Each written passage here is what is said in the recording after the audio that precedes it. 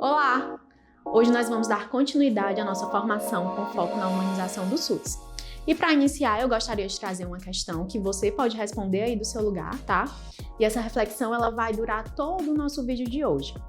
A nossa discussão aqui, ela vai continuar a discussão que a gente começou anteriormente a respeito da política de humanização, ou do Humaniza SUS. Então, eu trouxe aqui para a gente começar pensando e entender melhor qual é o sentido dessa formação de hoje, a seguinte questão. Imagine que você, profissional da saúde, é um usuário dessa política, ou será em algum momento, né? Pensando aqui no atendimento básico, a depender da complexidade, a gente não sabe, né, o que pode nos ocorrer do ponto de vista da saúde. Então, imagine que você chega ao SUS para ser atendido e você é atendido por um profissional como você. Você se sentiria cuidado, protegido, seguro? É por essas questões que nós vamos dar continuidade hoje, tudo bem? Eu sou Liniane Santos, sou assistente social e mestre em serviço social pela UES. Atualmente estou no doutorado no programa de pós-graduação em sociologia pela mesma universidade. E aqui no Instituto Excelência eu estou no cargo de analista de projetos sociais.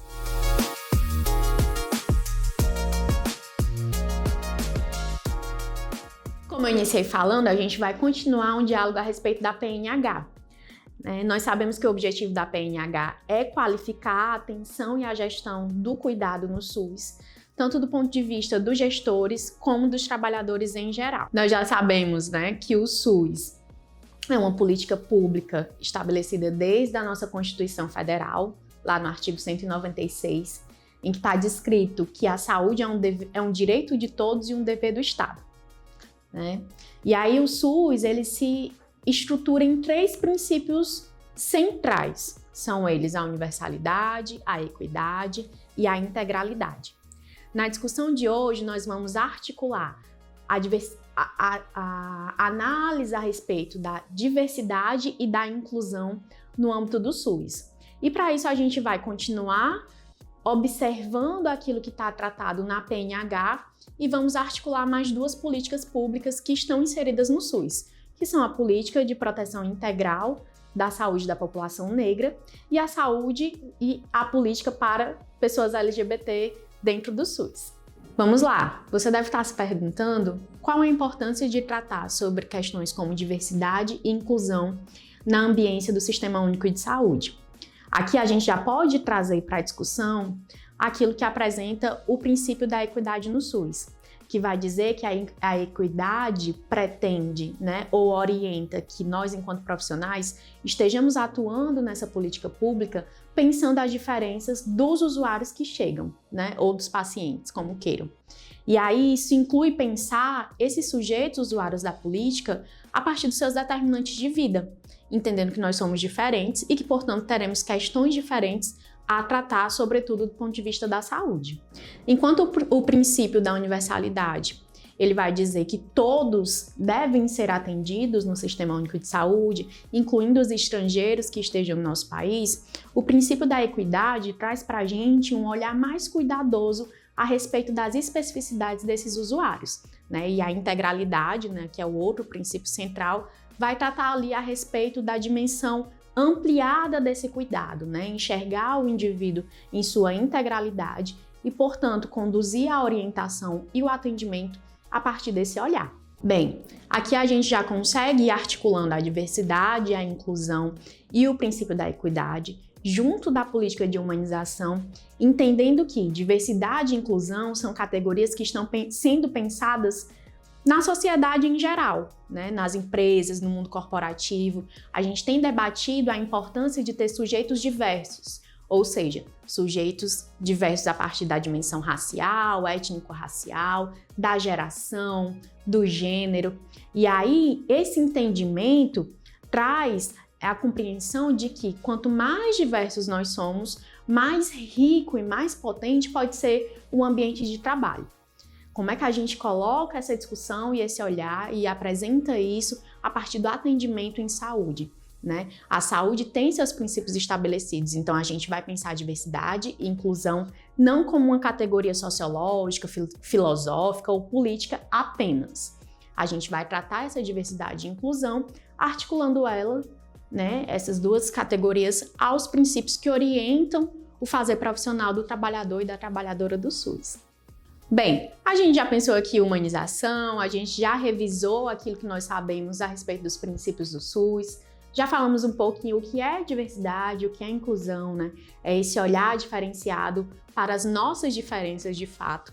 E aqui a gente já vai começar a pensar a partir das outras políticas, das duas que eu já mencionei anteriormente e que nós vamos tratar especificamente aqui nesse momento da nossa formação, né?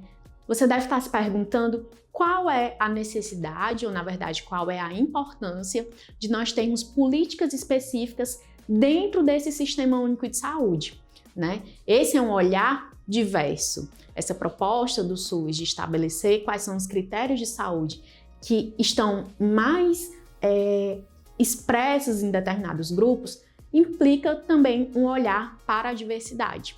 E aqui a gente vai trazer essa diversidade, né, e essa inclusão a partir de normativas, né? Nós sabemos que a política para a saúde integral da população negra, ela está estabelecida desde 2017, a partir da portaria número 344, tá? E aí, quais são os principais objetivos dessa portaria ou dessa política? Reduzir ou mitigar os efeitos da desigualdade propostas, né, permeadas ali pela dimensão do racismo, sobretudo do racismo institucional e do racismo estrutural. E aqui nós já avançamos também e sabemos que racismo é uma categoria, né, tratada pelo Estado brasileiro com muita seriedade, com muito compromisso, tanto que o racismo é crime no nosso país. Então, as políticas públicas vão olhar para essa dimensão que dentro da saúde a gente chama de determinante social. E aí nós vamos pensar quais são as doenças, né, quais são as patologias que estão mais presentes nesse grupo, né, entendendo que a saúde também perpassa a dimensão da vida social e das desigualdades. E em se tratando da política para saúde integral da população negra, nós temos um aspecto que é fundamental. Na verdade, esse aspecto ele é fundamental em toda a política pública, mas a portaria que traz essa política, né, que inclui essa política no âmbito do SUS, ela traz um critério central para a gente. Qual seria?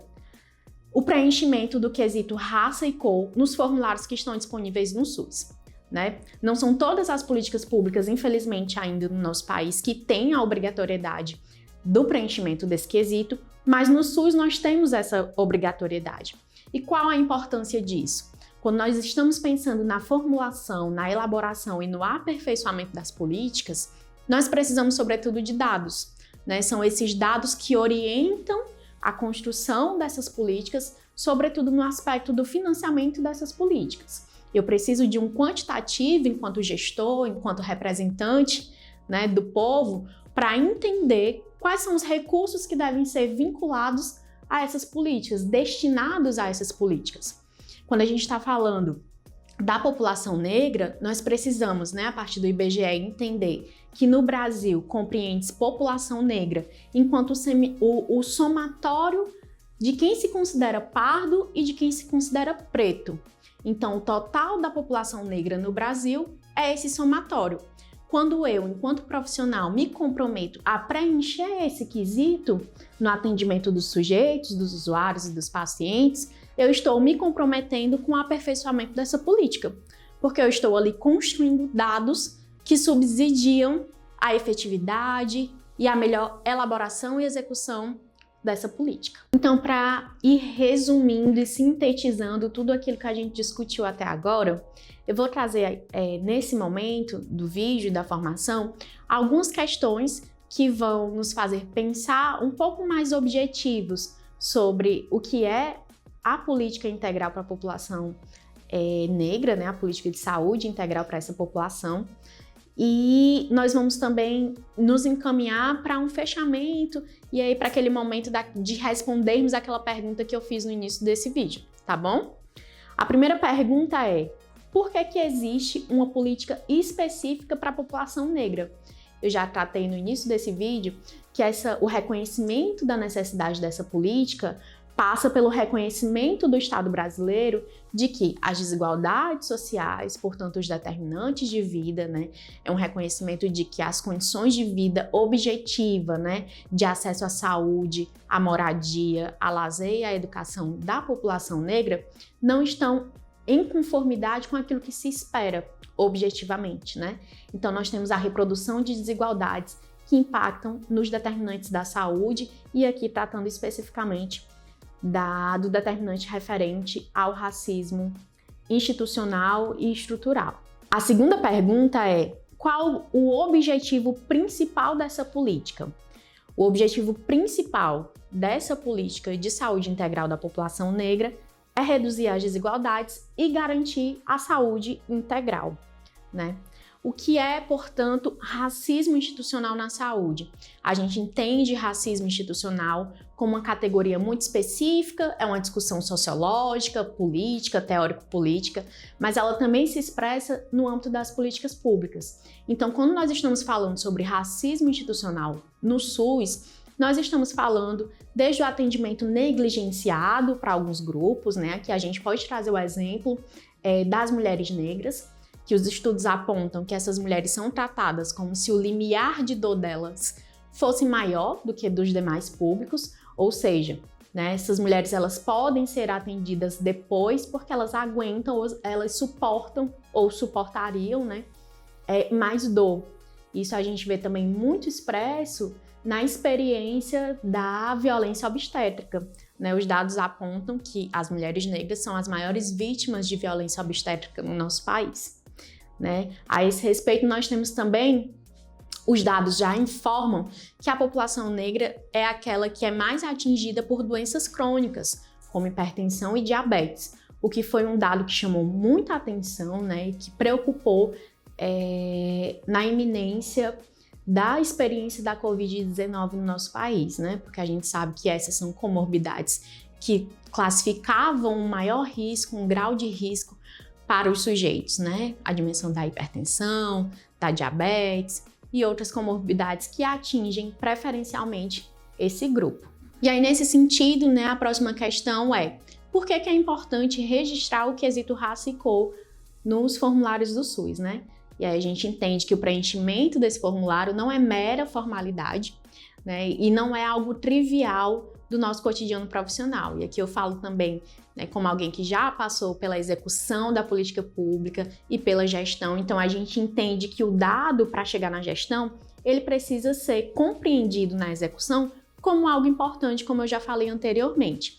E aí o preenchimento desse dado realmente ele prevê, né, uma ação tão simples, né, que parece ser tão dispensável, na verdade é fundamental para a gente garantir, né, de que forma nós vamos diminuir essa dimensão das desigualdades no âmbito do SUS. Para finalizar esse bloco específico da saúde integral da população negra, a gente entendeu aqui, discutiu um pouquinho de forma introdutória, né, o que é racismo estrutural, o que é racismo institucional, como é que ele se expressa no SUS, né, qual a importância da gente lembrar que a diversidade e inclusão está vinculada ao princípio da equidade, né, portanto, nosso fazer profissional cotidiano, ele deve estar orientado, né, e sempre fazendo referência a esses princípios que estão estabelecidos na política, né? Nós somos, em última ou em primeira instância, como vocês preferirem, trabalhadores que estão vinculados ao Estado brasileiro, né? Então, nós temos normativas que orientam,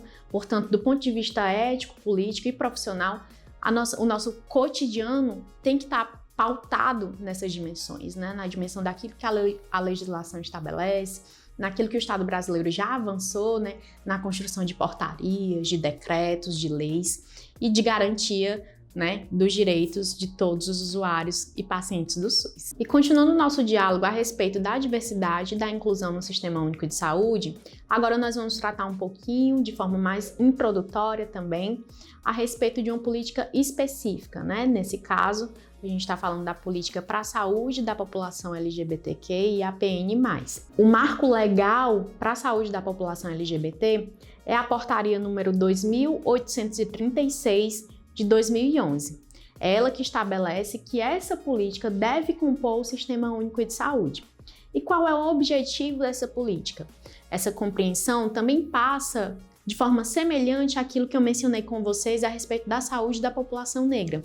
Passa pelo reconhecimento do Estado brasileiro, né, que o público LGBT tem demandas de saúde específicas, né, historicamente no nosso país. E aí, portanto, a gente vai precisar de um olhar mais cuidadoso a essas questões. Enquanto na discussão a respeito da saúde da população negra nós temos uma portaria muito importante, um marco legal muito simbólico e muito expressivo, que é aquela que estabelece a obrigatoriedade do preenchimento do quesito raça e cor nos formulários do SUS, na política para a população LGBT nós temos outra portaria, na verdade um decreto, que é muito fundamental quando a gente está pensando no primeiro acesso dessa população à política de saúde, que é, na verdade, o decreto número 8727 de 2016, que estabelece a obrigatoriedade do reconhecimento e do uso do nome social, especialmente para o público travesti e transexual, em toda a administração pública do território nacional. E tanto da política para a população LGBT quanto da política da população negra, a gente tem aqui o entendimento de que esse primeiro momento do atendimento, ele é crucial e ele é fundamental, tanto para a efetividade do tratamento que aquela pessoa vai requerer a partir da sua questão de saúde, quanto para a dimensão da humanização, que é o foco desse vídeo. Né? Pensando do ponto de vista da humanização, o primeiro atendimento, de fato, a nossa porta de entrada, ela é crucial na dimensão do cuidado. E esse cuidado, né, ele passa pelo comprometimento ético desse profissional que está ali no processo de atendimento. Então, quando a gente está falando desses públicos específicos, obviamente, no cotidiano de trabalho, com todas as questões que atravessam o nosso fazer profissional, muitas questões pessoais acabam interferindo no processo de atendimento. Aqui nessa formação, não é à toa que nós estamos trazendo os marcos legais, né? Porque esses marcos legais vão orientar o atendimento não só no SUS, né? Nós temos as portarias e os decretos específicos, mas essas portarias e decretos elas servem também para que a gente cotidianamente lembre a quem nós estamos respondendo ou a quem nós estamos servindo no nosso cotidiano profissional. Em relação à população LGBT, nós também vamos fazer aquele mesmo esqueminha de perguntas e respostas bem rápidas para a nossa compreensão ficar mais sintética e mais objetiva, né? Uma das questões que a gente tem aqui é qual é o objetivo da população, qual é o objetivo da política de saúde para a população LGBT. Né? Semelhantemente à política anterior, o objetivo é garantir a saúde integral e combater a discriminação.